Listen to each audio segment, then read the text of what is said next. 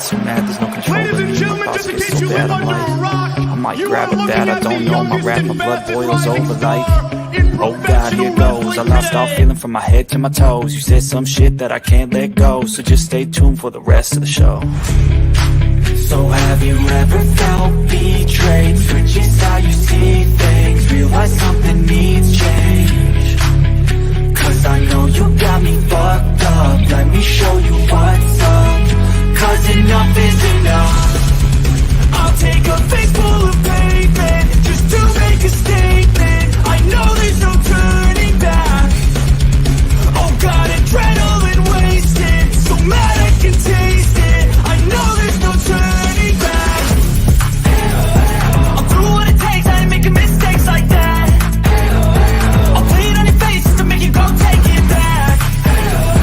I'll lose my shit, I go crazy when I'm mad. And now you gon' wish you was just a fuck up real bad. Shut up.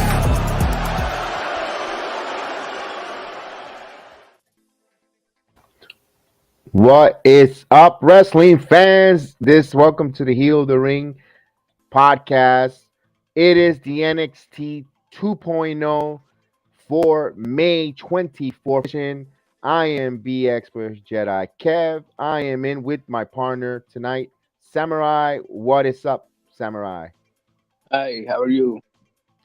Doing well, man. Doing great here. We're ready to break down the WWE NXT 2.0, the results, the winners, the grades, our reaction from the May 24th card.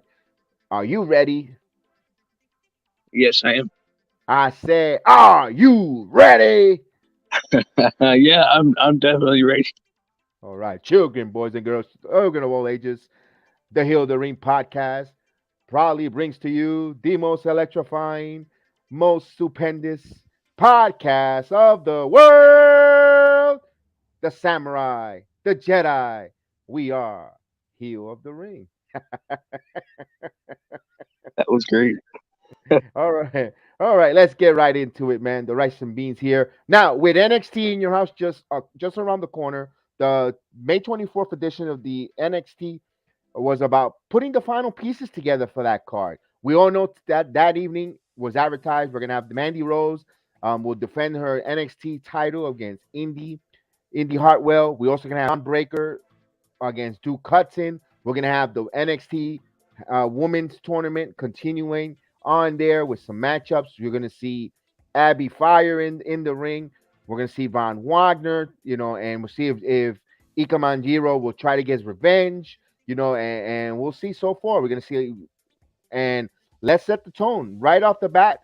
NXT starts with Tony D'Angelo in the back talking about cutting a promo with his two Goombas with Stocks and Two Dimes, and they're ready to go in the ring. And they say they have something up their sleeves.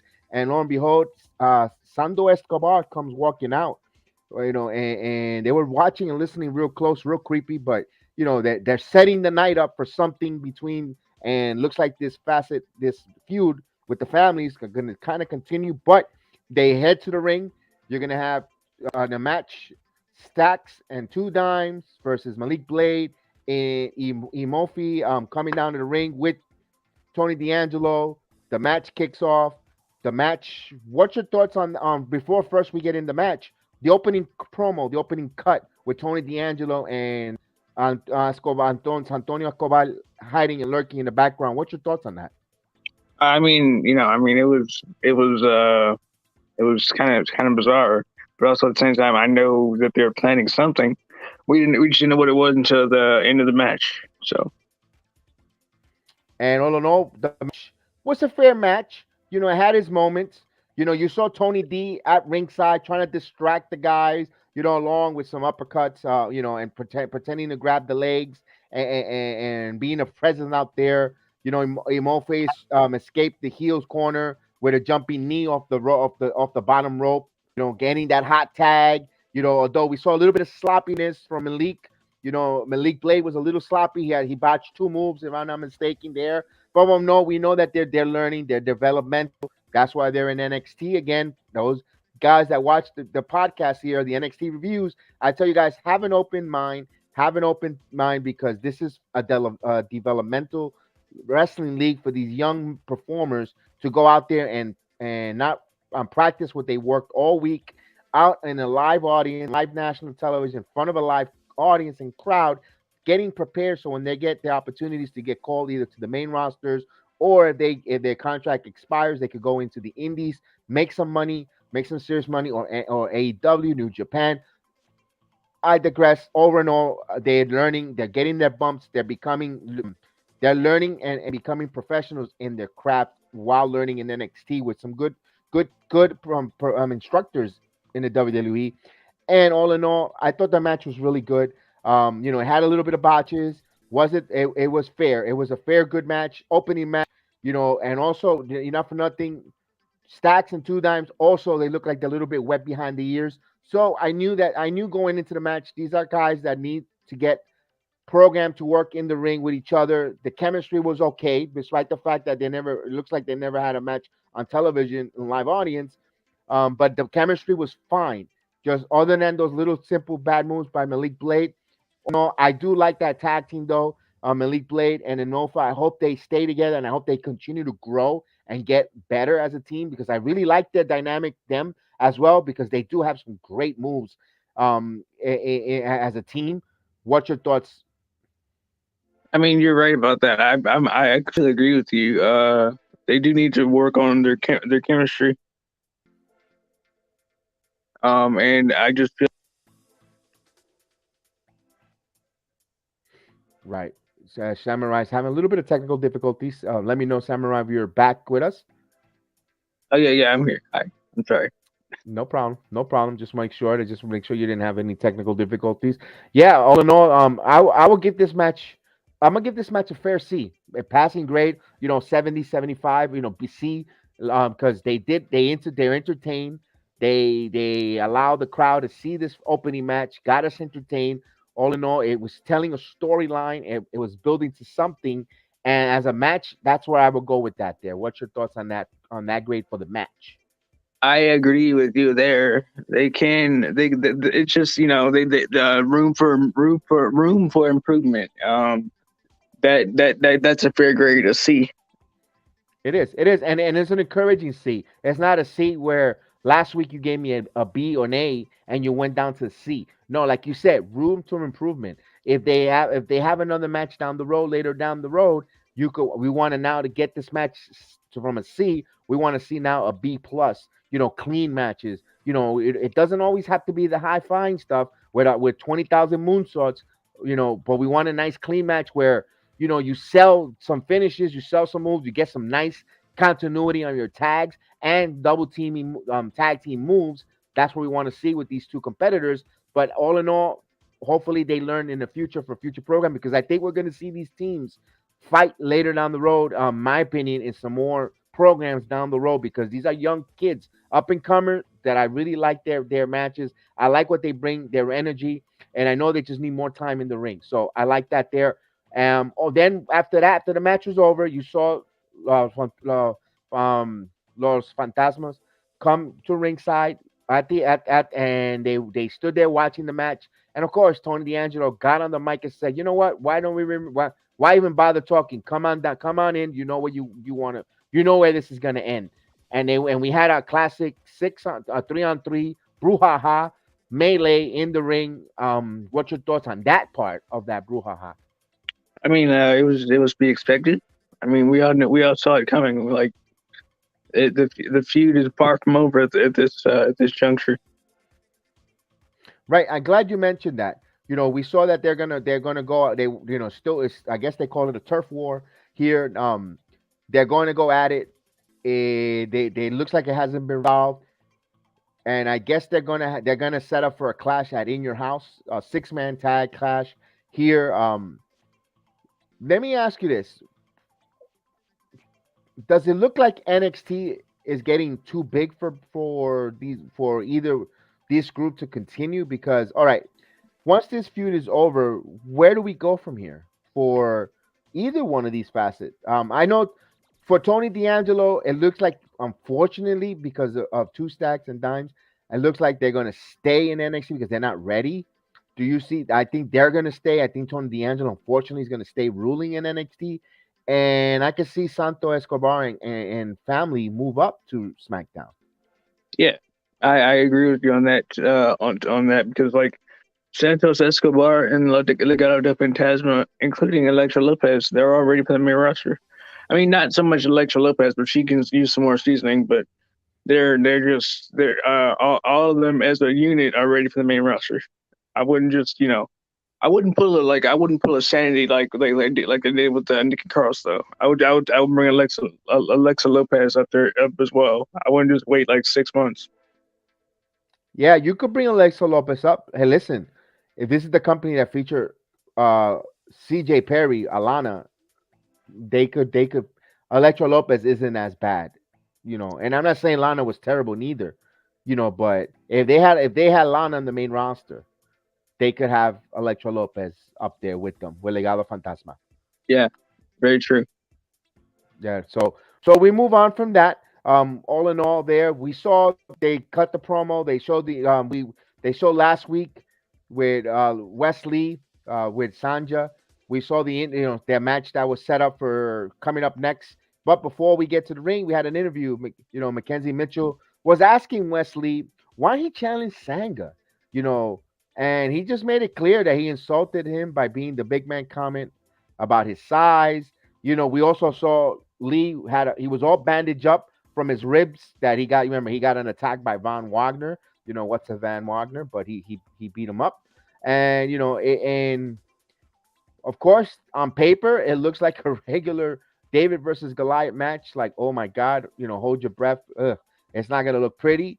But the match started, and of course, all in all, Wesley got in that ring, competitor, showed the heart there, and it was not a complete squash. We knew the outcome already of the match, but in this match here, Wesley really showed us as a competitor that he's going to be a force to be reckoned with going forward in the near future or in the future in NXT and in wrestling alone. Because if he works this hard and never quit situation, I liked it. What's your thoughts? Like I said, I mean, I'm gonna most of the stuff you're saying, I'm gonna agree with you with because like it's true. He's despite losing his tag team partner, he has basically pushed through the mud and the muck just to get where he is now. He doesn't let that bring him down. Um, he has potential to go for the North American Championship, in my opinion. Yeah. For Lee, I wouldn't be surprised in a couple months. Even if by whatever event is called before SummerSlam, um, I could see him fighting for, like you said, a North American title, being part of the picture and there. Although we saw Sanga toss Lee around clean around the ring. Lee hit some slingshots over the top ropes.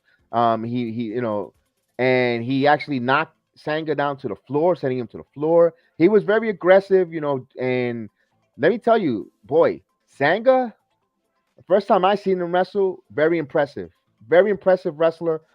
What he's doing in NXT, I wish Vilmer Hahn will wrestle like Sanga in the main roster. Personally, I'm Yeah, looking at I'm looking at Sanga, and I'm like, this guy doesn't belong in NXT. My God, this is who Veer Mahan should be, and also the whole persona, Samurai. I like when last week when he insulted Wesley, he was dressed in a nice suit, looking sharp, and that's what Veer Mahan needs to be in the main roster. If you look at, like, I know MK mentioned it as well. If you watched the Raw preview last night, and salute to the gentlemen, to the guys, and the Raw preview, they also mentioned how Veer Mahan in socials dresses nice and has that Playboy millionaire Bollywood style, like. And you saw Sanja doing it in NXT. I wish they would have done that or they done it with Veer Mahan, but I don't want to derail from it. But all in all, I like Veer Mahan. I like Sanja's character per se in NXT. Also, that impressive choke slam, the clothesline. He just smacked Lee down with open hand chop to the chest. What's your thoughts on Sanga as a performer and his gimmick? I mean, I'm gonna break it down a little bit here. I mean, his performance is by far leagues above, like, let's say, who else is on the main roster? Shanky or Jinder Mahal. He's better than those two combined, which is kind of Wow. sad. Wow, Jinder Mahal is a former champion. Yeah. I I like mean, Jinder Mahal. Personally, I mean, wish they would give him another run here. I wish they would just turn him face, but there's that. We'll talk about that on Friday. Yes. I mean, honestly, as MK said yesterday on the Raw review, why don't they? Why is every Indian guy a heel? That makes sense. I agree. I agree with you, I especially now mean, with WWE expanding into India. Also, I think they're gonna have a performance center in India, and so maybe they should have a champion, a face that will appeal, not just, and, it doesn't have to be because you're in India. It's just because WWE has been known for having a lot of different diversity. We have an African American, a black woman's champion. We see now with Latin wrestlers coming up. And we see, you know Asuka Oriental was a women's champion, and there's so much diversity in the WWE. And of course that's why I really enjoyed, and it was out of the nowhere. It was surprising when we had Jinder Mahal as the champion. He was a good champion. I thought he was entertaining because you know what? No one expected Vince to put the title on Jinder Mahal when he did. Let's face it, no one saw that coming. No matter how much you watch wrestling in the dirt sheets, and that was a pleasant surprise, in my opinion. I like. I mean, I'm not gonna. I had no comment on that. That was when SmackDown was actually good. Now it's gone downhill the last 6 months. It's everything like the tides. You got your high tides and low tides. It's gonna happen. Like, I'm gonna say this: when back in 2016, you remember when they had, I think it was 2016 when they had that last show of the year, that champion, that pay-per-view worthy SmackDown. Okay. I wish they would do something like that, but like on NXT. That's what I would like. They don't have anything going for them right now, but I just want them to succeed, and that's all anybody could ask for, right? Succession. Right, and of course we will see there. But all in all, we're not done there quite yet. Once we seen Sanga gets the victory over Lee, he pins him. He's leaving the ring. Out comes Zion Quinn. Comes out. He walks right near Sanga. No smoke of Sanga. Stays clear away from him. But he gets in the ring across from Lee, who's, of course, he's still down on the mat a little, holding his side of ribs. And Zion looks like he's about to attack Lee, and makes a U-turn. Sanga makes a U-turn back in the ring here to the surprise of the crowd, and he comes to the aid or just to the side of Lee, like and Zion does not want no smoke of Sanga, and it looks like Sanga picks up Lee and with a show of respect, like, kid, you got my respect and I got your back here. You got injured, I got your back because, bro, you are a hell of a competitor. You took a beating and you kept ticking. What's your thoughts on that? On ceremoniously, is that a team now, or is just a respect that got you for that moment, or you could see a possible tag team or bodyguard type of deal, Samurai? I feel like I mean, it could be any of those things. I wouldn't put him as a tag team, but I would also, I would like to see like a more bodyguard type role from Sanga. That's what he's good. That's what he's good for. He's a good wrestler. Don't get me wrong, but he's more of a muscle than anything. Right. Like I feel like where they're going with this, I feel like they're going to. I don't even know what Zion Quinn is at this point. I don't know if he's a face, a heel. I mean, a tweener. Who knows? But I mean, I would like to see him and Wesley team. I would like to see that they can get past their differences and team up, but time will tell. We'll see when it happens. What you mean, Lee and Quinn together as Yeah, a tag yeah. team? Lee and Quinn, Giant Quinn and Lee. It'd be interesting to that, but personally, I would like, to be honest with you, to see Zion Quinn. I don't know if he is or not. We don't. I have to double check on that. But here you go. This is your next intercontinental champion for the bloodline. You There think? you. I would love that. If he is, we all know he is Hawaiian. He is Samoan descent, but I don't know if he's part of the family, the bloodline family of their blood. But if they want to go that route, because they're talking about Solo Sokoa.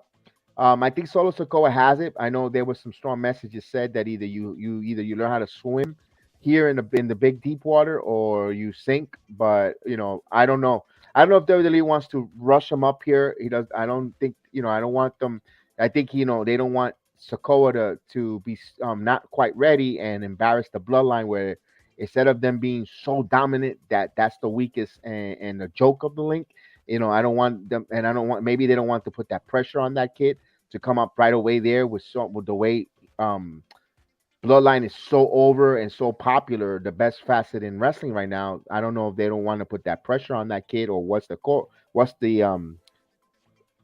thought about it.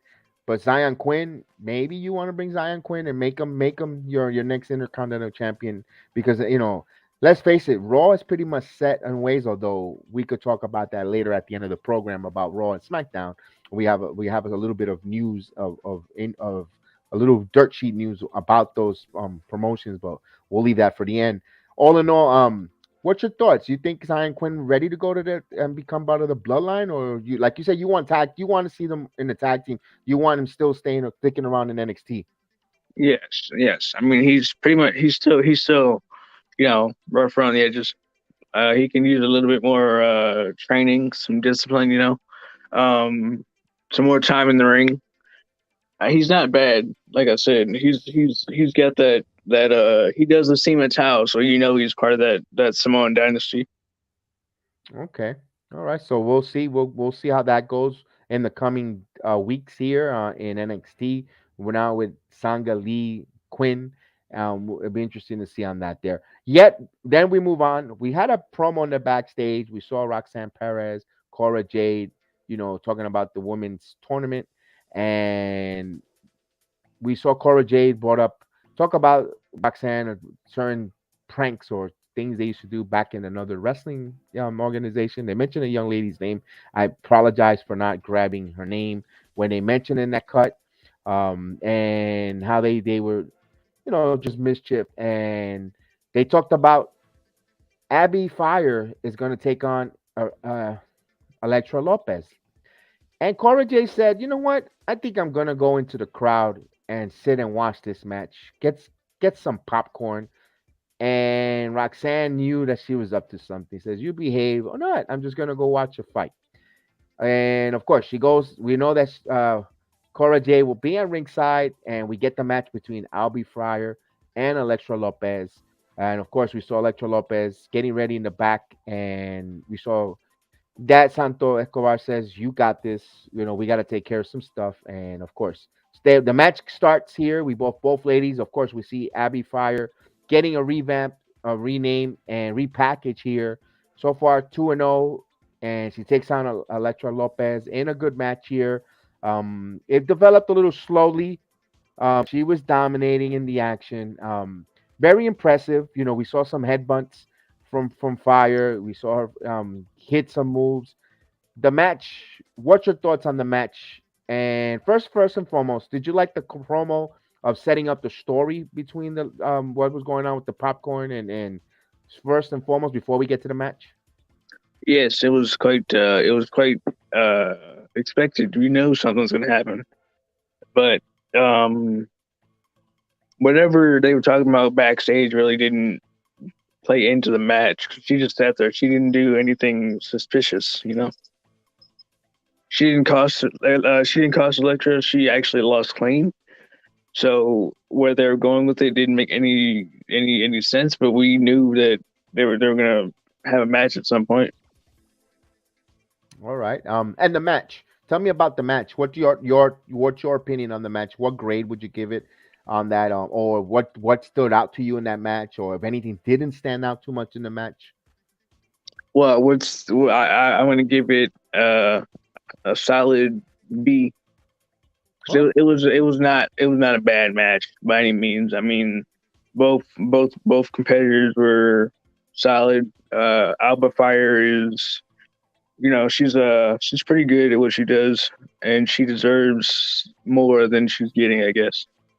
okay. All right. I thought the match was a C. The reason why I gave it a C because it was slow developing.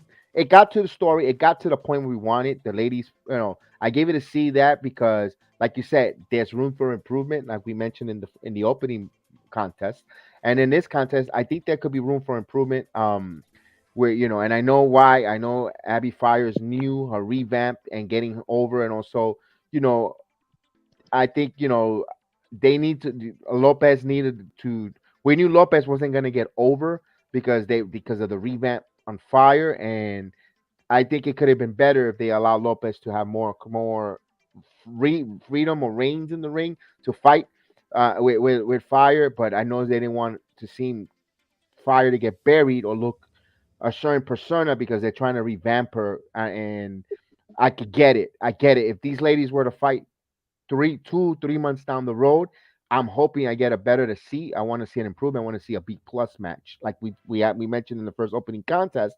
We want to see something better, something more chemistry, more ring work with the ladies. And all in all, the match. That's why I give it a C. The afterwards promo, like you mentioned, we also Lopez frustrated losing the match. She goes and she sees Cora Jade and she has the popcorn in her hands and she just smacks it out of her hands and she just walks backstage like that's it. And okay, at least I was waiting for Cora Dre to jump the barrier and they will go into it, and then go leave the promo with them going at it, you know but no, it was just that. It was like, okay, a little anticlimactic, with that, because what are we building here? If you ladies didn't like each other, she should have jumped the rails and gotten into a fisticuff and then went to the back and leave it there. Where we like, oh, they were fighting. Oh, they left it there. But all in all, um, anything else you want to add to that before we move to the next bout? No, no, no. It was that was pretty much it. Those were my thoughts, and I'm sticking to it. All right, all right. So we'll move on to now. We get one half the women's NXT Women's Breakout bracket. We're gonna have Lash Legend taking on Roxanne Perez, the hot commodity here. Now the match starts here. Last Legend doesn't have a ring introduction like you mentioned. You like to say they didn't even give her an entrance. She was already in the ring. Roxanne comes out. Of course, you see another kind of a David versus Goliath match. Wow, holy crap! Last Legend is a big lady in the ring. Wow, what a big woman that lady. She is just whoa. Um, you could tell the match was okay. You could tell that. Hmm, I'm not gonna say that Last Legend looks like almost out there, but you could tell that she's limited in her moves. Last Legend. I don't know if it's because of it's her height or inexperience. What's your thoughts on Last Legend? Tell me about Last Legend. What's your thoughts on her wrestling skills? Her wrestling skills. Well, I want to say that she's. I guess it just comes down to her inexperience and her lack of ring knowledge. I mean, she comes from the WNBA, so she doesn't really have much to go into. I guess she just needs to get more experience. Get some more training in the PC. That's all she needs to do. And it was a quick match, though. I think it went like 5 minutes. The match. It wasn't that long of a match. It was a short match. You know, we saw Perez hit a series of drop kicks to the knee of Last Legend before taking her down with a Bronco Buster. We did see, of course, one of the most her power Last Legend with her power grabbing her by in arms and just using her strength. I think Last Legend needs more seasoning in the ring or a little more flexibility. I don't know if she's just too big for her for the competition, but she just looks so big and sometimes stiff, limited, but hopefully with Mm. time in the ring and more comfortability with herself, she'll find an edge. And then we saw her, she was gonna go for a power bomb and um Perez just reversed it and turned it into her own power bomb into the Poxy Rocks, and she takes the win. So David of Goliath in some may say in an upset, some may say they seen it. Roxanne Perez, the light of the crowd in attendance, wins, and she will go to the finals. Wow, were you surprised for that outcome? Not really. I mean, I kind of expected after last week when she beat another big woman. So I mean, her strength comes in that David versus Goliath type match. I mean, from where I see it, I see her winning the entire tournament. Okay, that's your favorite. All right, I got you. I got you. We know that the other half will be soon, and we'll break that down when the time comes there without giving any spoilers. But we move on here. We after that match, all in all, great on that match. Before we move forward to the next one, My grade on that match is well, I'm gonna give it a C minus. pretty not bad. I was with a C. I was with a C. I could see a C minus. I could give the minus C minus due to the fact because it was short. There's a lot of room to improvement, especially with Last Legends ring ability skills. I think they need there is room for a greater improvement in my opinion. But it served its purpose. It was a women's semifinals tournament, and allows telling a story here of the next breakout. And all in all, we'll see. Now we see that Roxanne is waiting in the finals, and we shall see what comes in her luck for her later down the road. And with that, we go to the backstage. Another promo we see from Diamond Mine, Damien Kemp, telling us that Roderick Strong will not be able to wrestle against Pretty Deadly, and we see the tag team champions mock Diamond Mine a little later, and we see that he's injured, and we see Creed Brothers, and they were like, "Well, why is he not here? He rolled his ankle." Well, you put some tape and you go out there, all in all, you know what it looks like, that there's going to be a breakup in this fashion. I don't know if it's because it's planned. We all know that Roderick Strong was unhappy in where he's at in NXT. He wanted a release or leave the company. Whatever the case is, unhappy. Whatever the case is. Um, what do you think? Do you see the demise of Diamond Mine here? Uh, I mean, yes and no, but I mean they just formed Diamond Mine like what 6 months ago, and they're gonna break them up already. I mean Well, that to me that doesn't make any sense because it's been about 6 or 9 months since they formed Diamond Mine. I think they formed them back in the Black and Gold era. So for them to break up, it wouldn't make any sense. I don't want them to break up. I mean, especially it leaves Roderick Strong with really nothing to do, and then he'll eventually get his release. I mean, like it just doesn't make any sense to me why they want to break up a potential money making faction.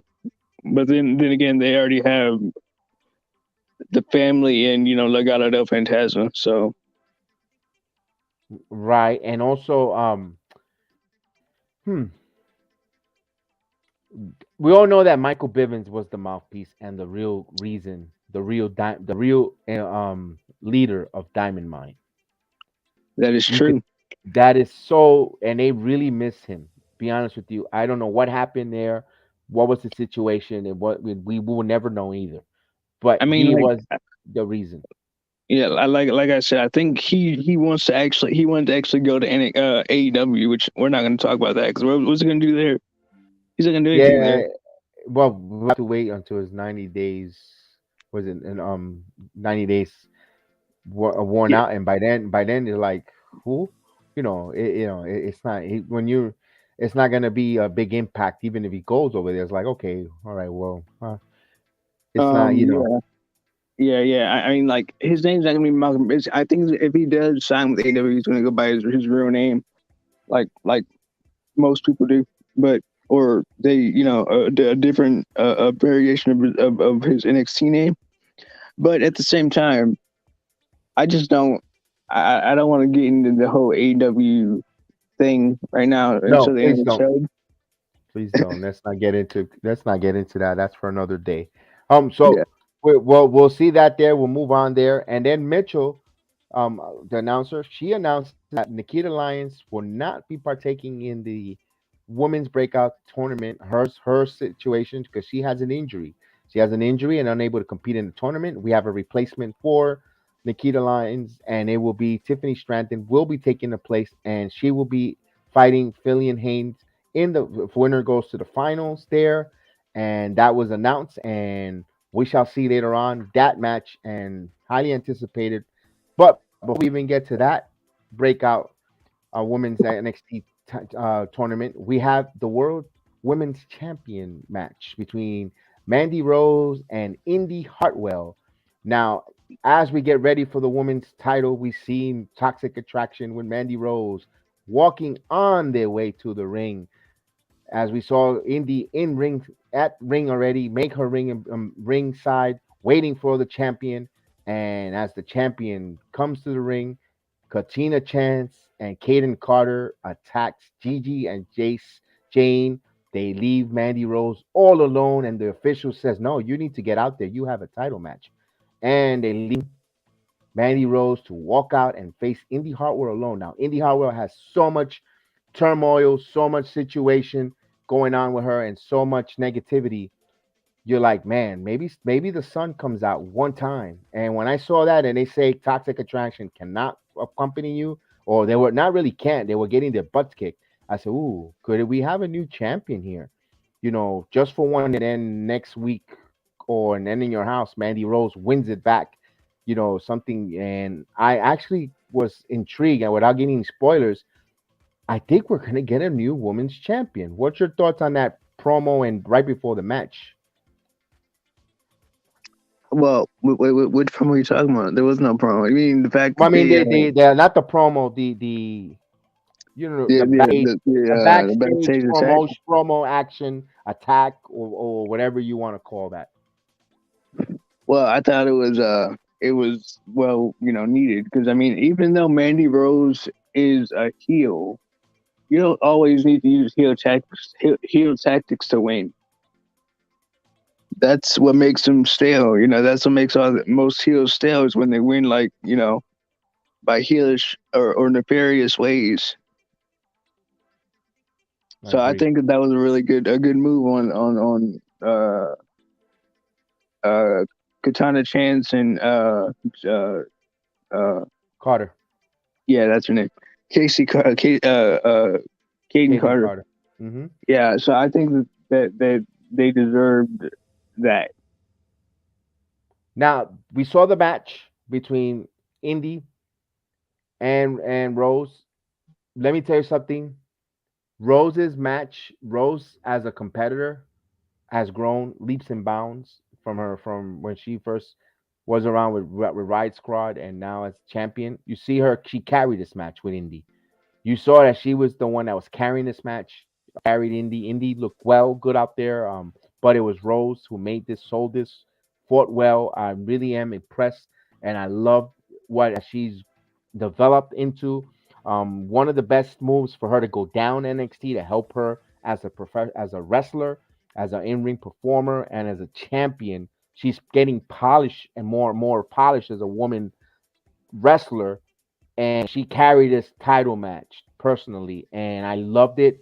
Even though we thought in a moment that there might be a change of championship here, but you saw Rose hit a jawbreaker, a kick to the knee, and Harwell kicked out and answered with a spine buster on.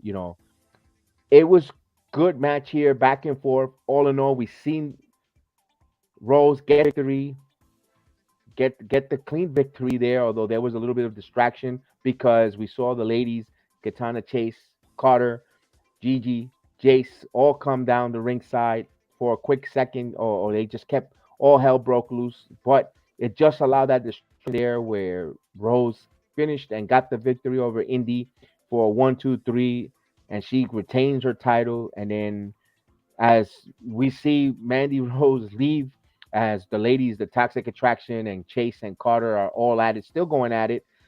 Or out comes Wendy Chu with a ball sack and just hits Rose and drops a whole sack of balls on Randy Rose's face. What's your thoughts on that one? It was a little bit too non PG to my understanding, because you can't hit someone with a ball sack and drop balls on their face. I mean, that was a little bit too PG-13-esque in my opinion. And of course, when Randy Rose is on the ground with a bunch of balls on her, you see Wendy Chu grab the NXT Women's title and lifts it up, hoists it up, like indicating she wants a crack at that. That's what she's coming for. And then later than that, after that, they went to commercial break. When they came back from the commercial break, they're cutting a promo in the back. We see Chu, Chance, Carter, each ladies demanding a title match against. Well, of course, Carter and Chase wants a title match against Toxic Attraction, and Chu wants a title against Rose for. They say I think it's next. They say for next week, but I thought it was In Your House. I don't know. Don't quote me on that. I don't know if it's next week or for In Your House. I don't know yet. So I wasn't too sure. I didn't. It wasn't clear. They weren't clear about that. Let me tell you something. Chase and Carter, be honest with you, I know they cut really good promos. They really cut good promos. They got good um microphone skills. Both ladies were very, very elaborate, very good at their microphone skill, as well as Toxic Attraction. Their microphone skills were phenomenal as well. They are very good on the mic. Now look for those two ladies, or those four ladies actually there too in groups. I think we'll be seeing them in the main roster, part of the women's tag team tournament for the vacant championships. Now, are they going to win? Who knows? I wouldn't be surprised if I see Toxic Attraction make a nice run here. I would like to see if they give an opportunity for Carter and Chase at least to win one round of the tag team women's tag team tournament, at least one round before bowing out, because we know they're not going to put the titles on them. But I think they got something here with these ladies, with these four ladies, especially Toxic Attraction. What's your thoughts? I do not. I don't. I think you're right. I mean, I really think you're right. I think that they're going to be in that, like, that tournament that to crown new champions. But I don't want. I mean, I can see them being champions, but then also still being on NXT. So they could, if they have the NXT Women's Championships and they win the main roster Women's Championships, then they could merge the titles. Give them, something more to fight for, if that makes sense. You could do that, or you could have a tournament for the women's NXT titles after they relinquish that too. We'll see. It'll be interesting. The real interesting direction, because what the WWE is doing, they're keeping both NXT and Raw and the main roster separate entities. They're not no longer like before when they have black and gold, similar to ROH and AEW, the way they're doing it. I think it's kind of separate, but same company, but separate, kind of in a weird way there. But all in all, what about Chu and Rose? Do you want to see that in Your House, or do you want to see that in a house? If it happens in Your House, I don't see Wendy Chu winning. I mean, they have to take the title from Mandy at some point, right? I mean, who's going to take the title off? But that's the question. Now, that is the question. If whoever wins the women's tournament, they might take the title off Mandy, but then you never know. Because they say they get a championship title match of their choosing. So if they are they just the women's tag is the women's championship or is the women's tag team championship as well? That's also something you have to think about. Very good one. We'll find out. We'll find out in weeks to come, and you know that'll be interesting direction of NXT and how they want to treat this. If they feel like women are ready to go up, because they just signed a plethora of young talented ladies to NXT, and of course they're not the main roster, but I mean they might be the new class now working for the summer, getting them ready for who they're going to keep for the main roster and so forth. You know, making them ready for maybe possibly for next year's run. Um, that WWE just signed a bunch of new talent there. You know, one is former MMA or current Bellator fighter Valerie Lorena. She's part of the Performance Center, and now it's joining the WWE in wrestling, which is going to be great for her. And I think right, and now she's in the Performance Center learning and tryouts. They had tryouts, and she was one of them. So they're growing. They're getting a new group, a crop of young women or women and young men as well to NXT going forward. But we'll move on to the next segment, which is the NXT second bracket of the women's breakout. Of course, Fillion Haney, who's in there, and of course the replacement, Tiffany Stratton. So Tiffany Stratton takes the place here, a golden opportunity here, take the place of Nikita Lyons. We saw that if you are an MMA fighter in the Strikeforce days, and we saw a Hall of Famer come out of a tournament, a replacement, and his name was Cormier. Daniel Cormier came out and got it. And of course, this is way different from MMA fighting, from wrestling, but I just want to paint a picture. You take advantage of your opportunities, and now we have this opportunity for Stratton to come in here and fight. And like the way, let's see if she could take advantage the way Daniel Cormier became world champion, Hall of Famer, and was a replacement in a tournament. So we see the match there. We see both ladies come out. All in all, the match, they got into this match. You saw a series of back and forth. There was, I think, one botch move, if I'm not mistaken.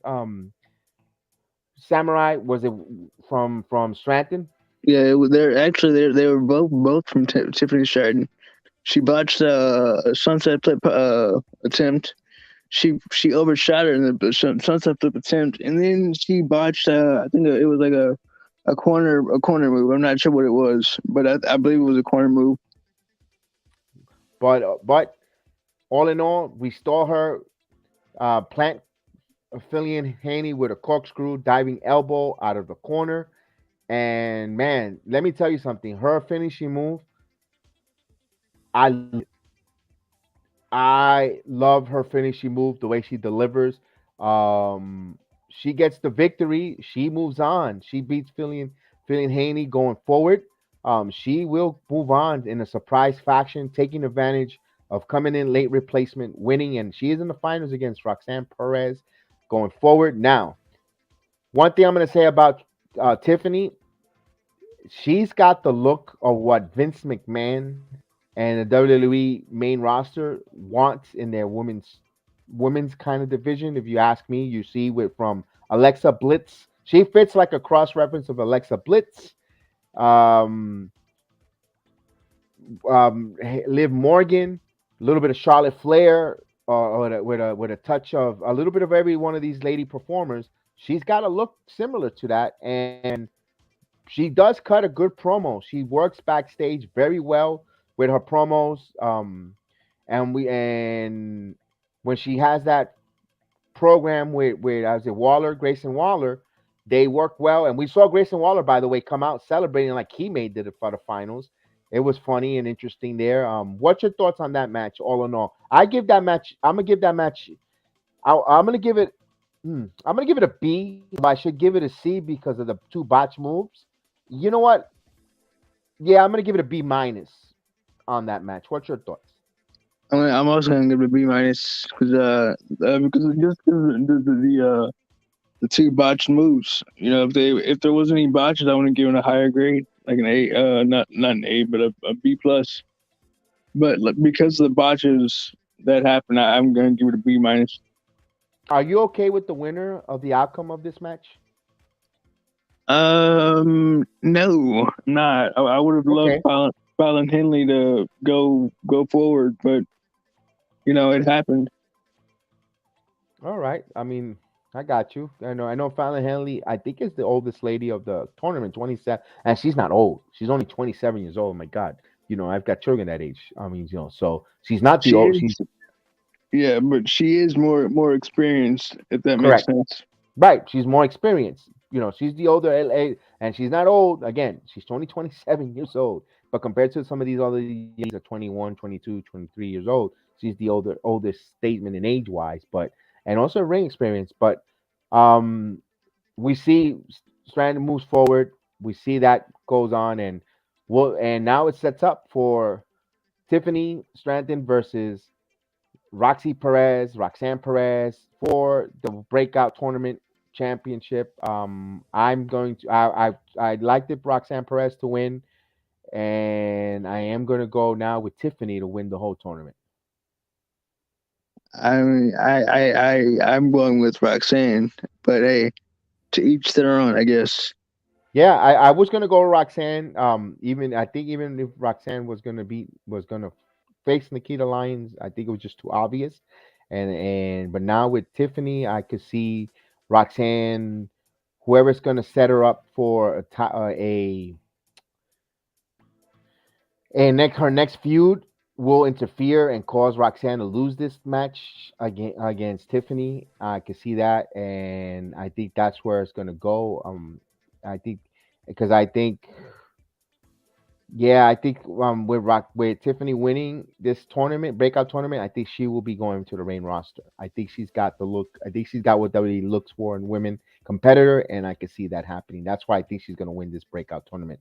Of course, I think that's the reason, and also, you know, I think that's how that's going to end with that. With their going forward. So we'll move on to the next, segment, and it's going to show a revenge match here. Is Von Wagner versus Ikman Jiro. Now, Ikman Jiro, we saw that Von Wagner has been taking people out left and right. We saw Jiro get his rear end beat. He got that beautiful lemon jacket ripped off a couple weeks before, injured. And now it's a revenge match. We're finally going to see here Von Wagner. What's a Von Wagner? And of course, the match started, and Jiro didn't even get his jacket off, and he got his butt kicked up and down, up and down.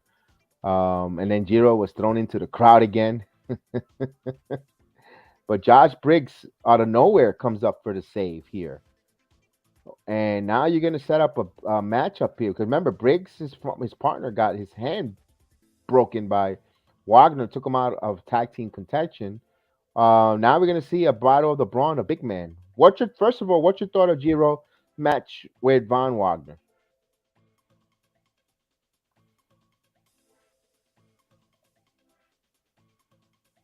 Samurai? Well, yeah. What?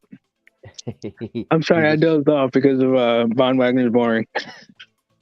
I hope I wasn't. No. Von Wagner is boring. I'm not You don't really like Von sure. Wagner. I like Von Wagner. I Believe mean, it or not, I don't want to say that I don't like Von Wagner. I just think that he's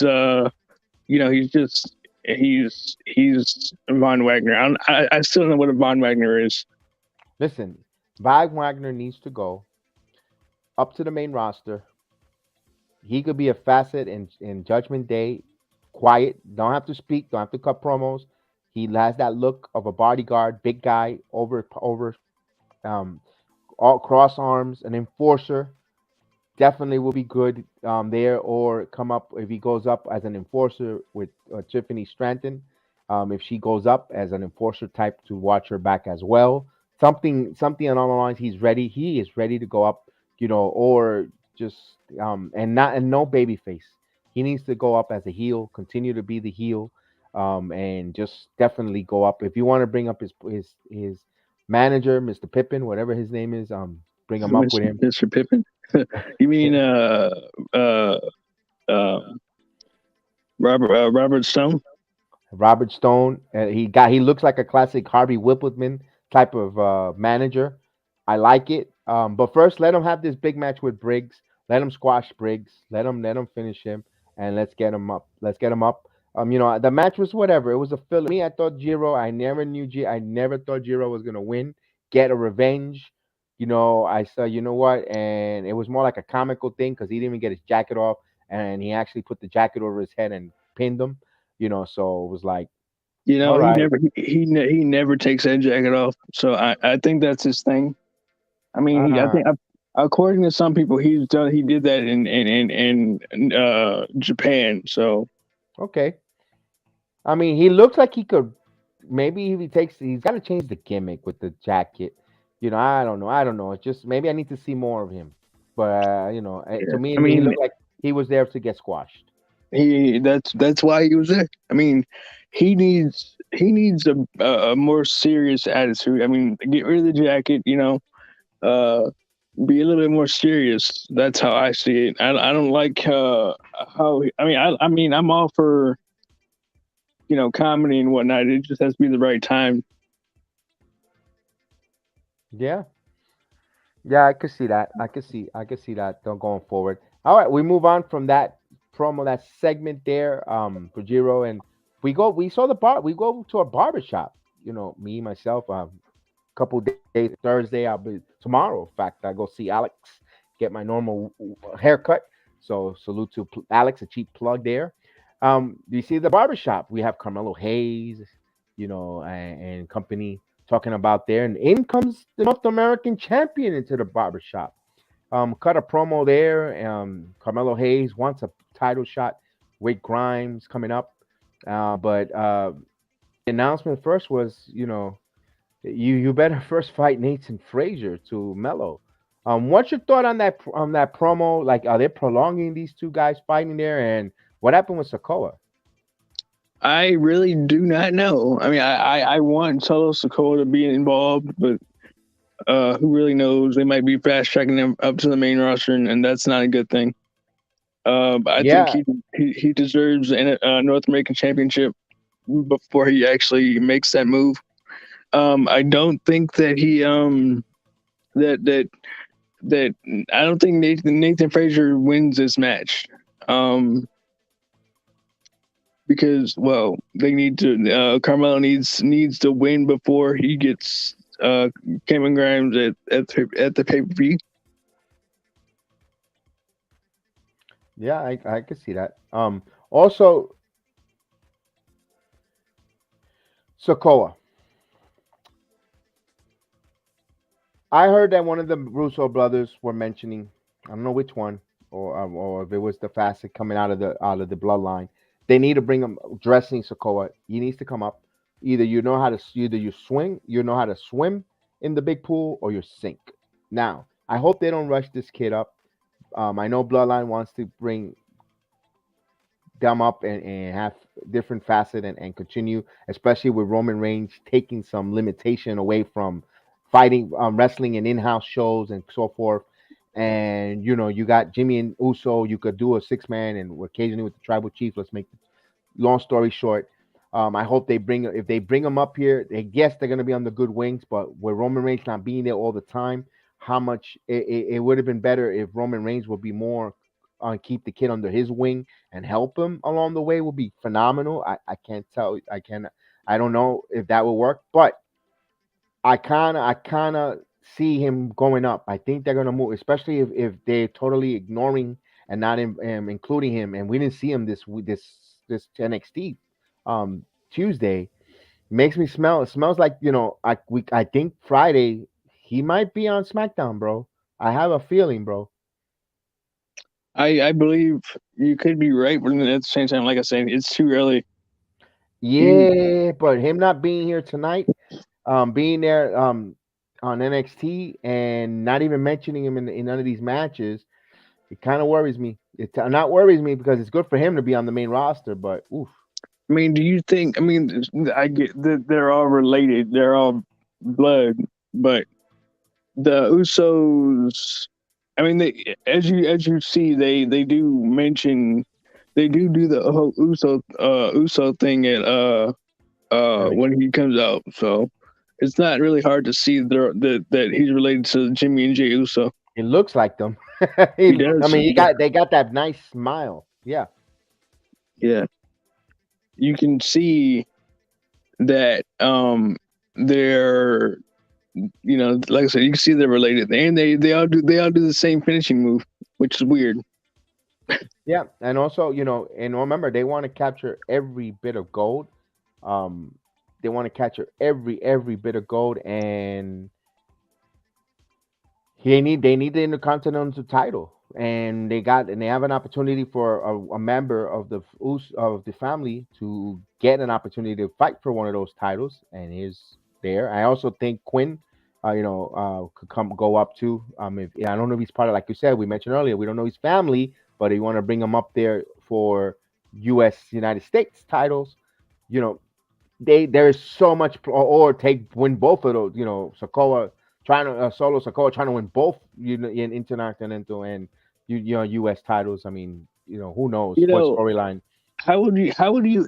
I'm gonna ask this: how would you, if you were to unify the Intercontinental and U.S. title, how would you do it? Would you do it United Intercontinental? I don't know. It wouldn't make any sense.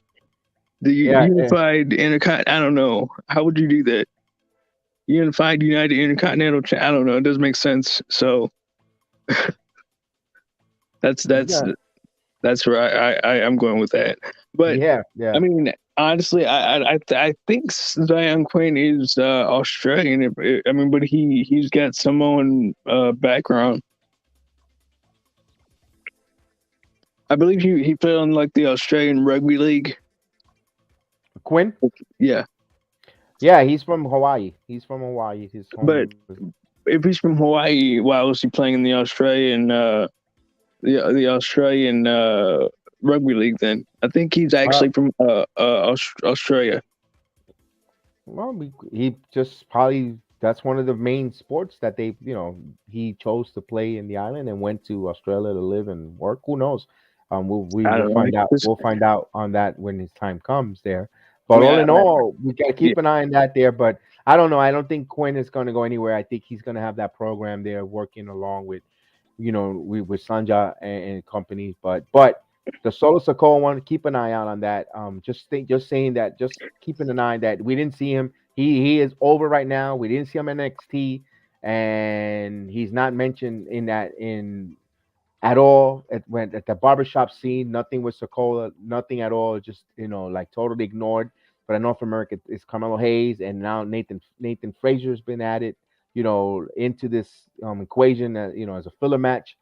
No Sokoa. So only thing I think it was mentioned that they lost that tag team match with him and Sokoa, and that's it. That's the only mention of Sokoa there. Nothing at all. And if he, wouldn't surprise me. I would not surprise me at all if we see him. Like I said, Friday Night SmackDown. He shows up and be part of the family, bloodline family. It won't surprise me, but we shall see there. We'll move on to the next one as we're almost getting close to the end game here. And of course, we saw a video package showing soon to debut Giovanni Vinci. Giovanni Vinci. Talk about Giovanni Vinci. You know who he was from another facet that's no longer upon NXT Imperials. Talk to me. well, basically, Giovanni Vinci is the former Fabian Eichner, and I'm excited to see where he goes. I mean, I was very disappointed when they broke up Imperium, just to bring up Gunther and Ludwig Kaiser. But I mean, they're doing their thing on SmackDown, which is not bad. I mean, he's not squashing people left and right. Minus Drew Gulak, but that's just Drew Gulak. Mm. I mean, I love Drew Gulak. He's great, but they need to give him a win at least. I I feel want like to. I I feel want to like say.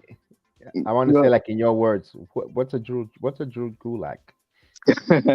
Drew Gulak. I mean, it's not like a Von Wagner. Von Wagner. I still don't know what a Von Wagner is, but Drew Gulak's a person. That's his actual name, Drew Gulak. Yeah, I see what WWE is. Well, we come to the main event time. It is time for the main event. Of course, prior to the main event, we had a series of promos along. They showed the champion, Von Breaker. mind games being played. They saw some druids in his locker room. He goes in. There was a picture hanged up in the locker room of him as a young child, with his family. Also, later on the road, there was another promo where the TV screens turn on. More mind games with him in his college game when he scored a kickback, a touchdown return, when kickoff return, and he says his dad wasn't there because he was in Japan wrestling. And then we saw before that, then we saw a promo with Duke Hudson come in and pretty much got into it in each other's. It says you got daddy issues, and of course it got heated before the match. And now we finally led up to the to in ring battle, and of course the NXT champion taking on Duke Hudson coming to the ring, and while Duke Hudson is in the ring, prior to that, he says when he pinned him against the locker room, it says you are so predictable, just like he claimed when he means Joe Gracie. Now, when the match starts here, Joe Gracie is with his minions or his druids, over in the stage area. He kind of makes his way towards down the ramp, down to ringside. But all in all, the match starts off. What's your thoughts first? The match was a solid match. The match was pretty good. I wish they had more time. You saw Breaker found that Gracie left the 20-year-old pictures in the locker room, like I mentioned about football career. Um, Hudson met Breaker. They went at it. I wanted more. I needed more of this match. You know, Yeah. Drew Hudson threw Breaker off the turnbuckles on a top rope into the stairs outside. Um, all in all, it caused Breaker to lose his temper, get the chair, and causing him to be disqualified. So we're starting to see Gracie getting into the head on Braun Breaker, trying to make it facet that he does have a bad temper, and it's all in all setting up that we might have a world champion change in your house. I mean, I feel like yes, Bill Gacy is getting inside of Braun Breaker's head. I just don't think that he deserves championship gold yet. But I mean, at the same time, it could happen. You never say never, I guess. And I don't know what the hell folks are complaining about this Joe Gracie's promos and his character. I think it's serving his purpose. You need a heel. You need a heel to stretch out his promo skills and facet and becoming a person that you dislike. And if you don't like him and you don't like his promos and you think it's cringeworthy, he's doing the job. It's not gonna be all peaches and cream. You're not gonna, and if you don't like it, and that's for Wrestling Inc. Don't watch it. Don't cover it. Don't go on here and of course you should be above and beyond because you are a reputable podcast. Why are you shooting on NXT? You know what it is. It's a developmental league. It's telling a story and don't like it, don't cover it. Simple. Don't watch it. You have to have an open mind here when it comes to NXT. And Gracie's learning. He's learning, and that's what he's there for. I think it serves his purpose. He's a heel. He's trying to tell a story, and he's doing what his bookers tell him, and he's bringing it out with the Druids. He's doing everything there. He's telling a story there that he's telling us, showing us that's leading off to week after week that this champion is gonna bust under pressure, which is that's what we're seeing from Braun Breaker. His temper is gonna cause him to bust and break and lose focus and not become champion. If he's going to be heavyweight champion, he has to have adversity and learn how to navigate, be calm, cool, and collective as a true champion. And that's what Gracie's trying to exploit. That's the gimmick and that's the storyline and the angle that Gracie's been planting and showing us, and it's working. So for you guys that are, and of course, Lisa, whatever her name is, and the other guy, Chase, on the other program, from Messi Inc. If you don't like it, don't watch it. Yes, I am. This is Heal the Ring podcast, and we're being heels about it, going after you because you shouldn't be shooting and crapping on it if you don't like it. But meanwhile, you sit there on an NXT podcast and you're kissing AEW's ring. Stop it. That's all I gotta say. Samurai. Yes. Now, do you think what Gracie's character is he getting into the heads of Breaker. Yes, I do. I mean, like I said, he deserves. I mean, I like. I'm gonna say he also, like I said, he deserves a signature, but he doesn't at the same time because he's not ready. But I mean, because like they're tweaking his gimmick to look to look and feel more and more like a cult leader as like Bray Wyatt, and that we all know how that worked out for Bray Wyatt. But even if it's Bray Wyatt isk, but is he? Let me ask you this: is he showing us what he said? Is he his promos or what he's angled? Is this show? Is this showing what he wants to prove? Yes, that Braun Breaker is hot tempered. You know, he's very temperamental, and So they're going for the jugular at that point. so he's actually showing us and telling us the story, and he's laying it out for us. Exactly. And he's doing this that, and to me, that's what you cut the promo and what you shooting for. You're getting the results you want. So all in all, I think he's doing it for. He did a good job, and that ends there. With we shall see. We shall see what happens to Breaker. What happens there? The story was sold here.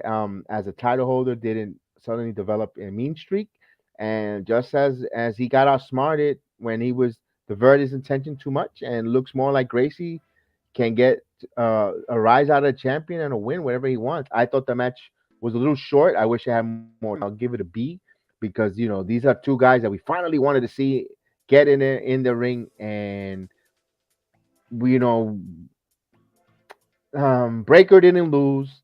He got disqualified, and Duke Hudson had some credibility. I like Duke Hudson. He has the size, the look, and the demeanor of a WWE superstar.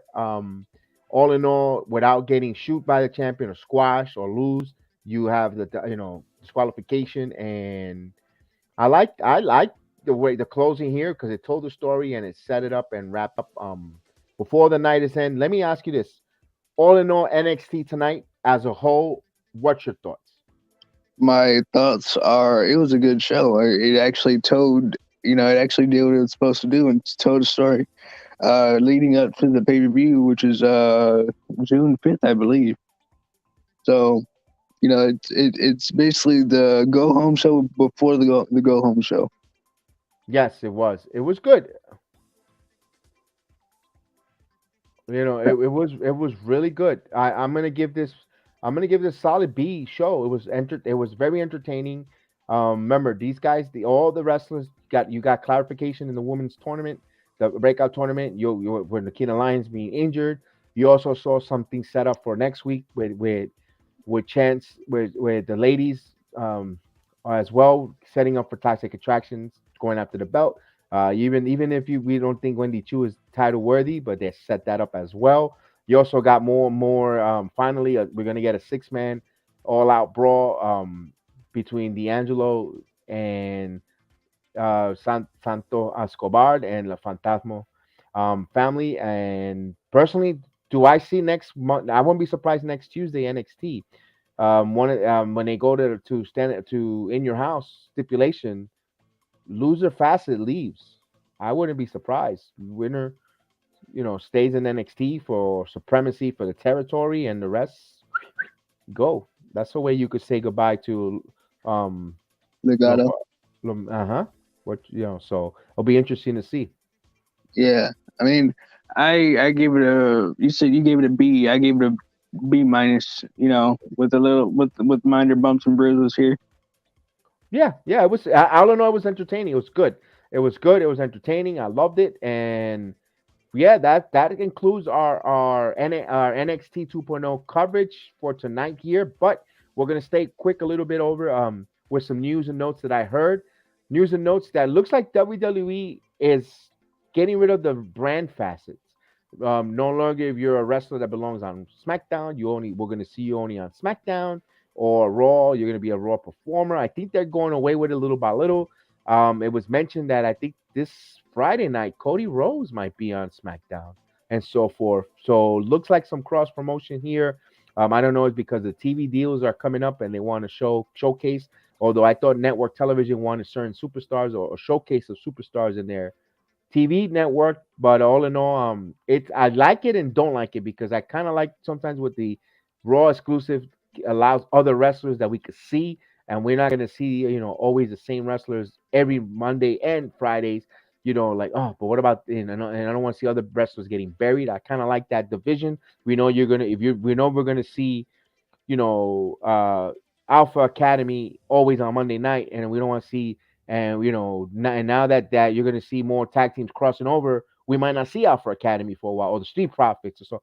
But there's a good and bad on both of them balances. Do you think? I think WWE might and the fastest the exclusive brand um wrestling wrestlers might be over. Samurai, good or bad? What's your thoughts? It can go both ways. Honestly, it could be good. It can also be bad. Good in a sense of they desperately need to end the brands, especially for the tag teams. There are no tag teams on either brand. If you think about it, That um, yeah, that's they true. now they need to just work on the women's tag team, the women's division, like singles wise. There are no tag teams, so I don't know what they're gonna do about that. There's plenty there's talent here with especially what we saw and if you watch we watch NXT where there's a lot of good ladies tag team coming up in NXT that's ready to go to the market. You also we don't know if they're going to keep um Charlotte Bailey and Bayless and Natalia together as a tag team, although it looks more like Ronda Rousey and was it Shauna Bailey, what's her name, Shayna Baszler. Shayna Baszler is, I looks like that might be a collision course for women's title match there, although neither ladies got any charisma whatsoever, to cut a promo or in ring set up a hype the match. Ugh, they're both ladies look like it's like chewing tinfoil if you ask me because neither ladies are good on the mic. But we're not to divert with there because we're not going to stay too long on with that with the NXT and we wrapped it up. But I just wanted to touch base on those there. But I think the tag team is looks like they're good. There could be some tag team women. You could pair some women there. One thing they could continue doing. You could also team up Blitz, and Liv Morgan, but we know she's wrapped up in that situation. Or Alexa Blitz, you could always team up with another competitor. You also, because I think right now one thing you cannot put in a tag team, one lady you cannot put her and tag her with anyone right now, although she has been successful as a tag team before and works well and champion every time is Raquel Rodriguez or Raquel Gonzalez.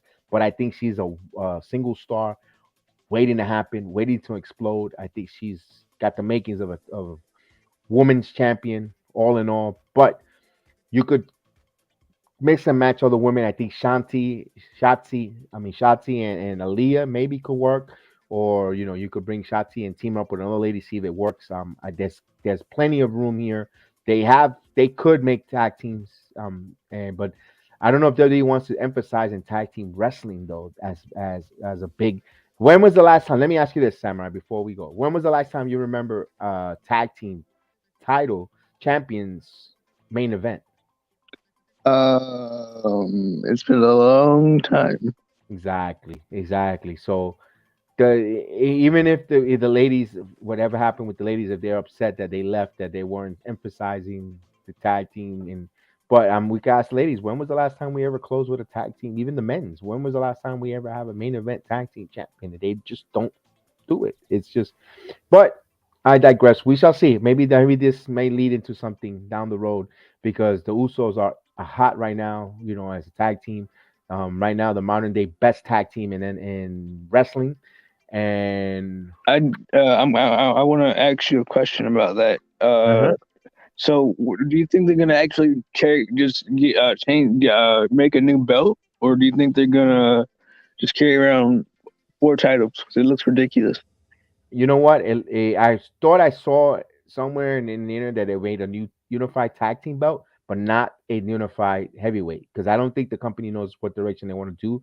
I think I won't be surprised if they keep the titles separate, the world heavyweight and the universal. I think that might still stay separate, but I think the tag teams are going to be one unified. But who knows? I think that's the way. But who knows? I don't think that even the writers or the creative team knows yet either. So we'll see in the coming weeks. It'll be interesting because Hell in a Cell is approaching, and we'll have a break. Of course, we'll be back for me and Samurai. Will do the SmackDown review coming up soon, so stay tuned there. We want to thank everyone to listen with us tonight and all the different wrestling podcasts. Tomorrow night it's going to be the AEW Dynamite review. We're going to have our main man Adam in charge. Madam the Diff Man will be hosting it along with his merry men, with Heel, and hopefully he doesn't interrupt or allow people to get a conversation in, but we'll see tomorrow with the Diff Man in control. And AEW, the road to Double or Nothing as is going on as we speak. From myself, Samurai, your last thoughts before we say goodnight. No last thoughts at all for me. All right. So remember, keep it in the ring, pin your competition, and always get over. From me to you, may the sports be with you. We'll see you soon. I'm awesome! You people bought a ticket to see me, so shut up! Sometimes I get so mad, there's no control. Ladies and gentlemen, just in case you live under a rock, I might you grab are a looking bat, I at don't the know, my youngest rap, my and blood fastest boils rising over star like, in oh God, here professional goes. I wrestling lost all today. feeling from my head to my toes. You said some shit that I can't let go, so just stay tuned for the rest of the show. So have you ever felt betrayed? Switches how you see things, realize something needs change. Cause I know you got me fucked up, let me show you what's up. Cause enough is enough. I'll take a face full of pavement just to make a statement. I know there's no turning back. Oh God, adrenaline wasted, so mad I can taste it. I know there's no turning back. I'll do what it takes, I ain't making mistakes like that. I'll put it on your face just to make you go take it back. I'll lose my shit, I go crazy when I'm mad. And now you gon' wish you had shut the fuck up real bad. Shut up!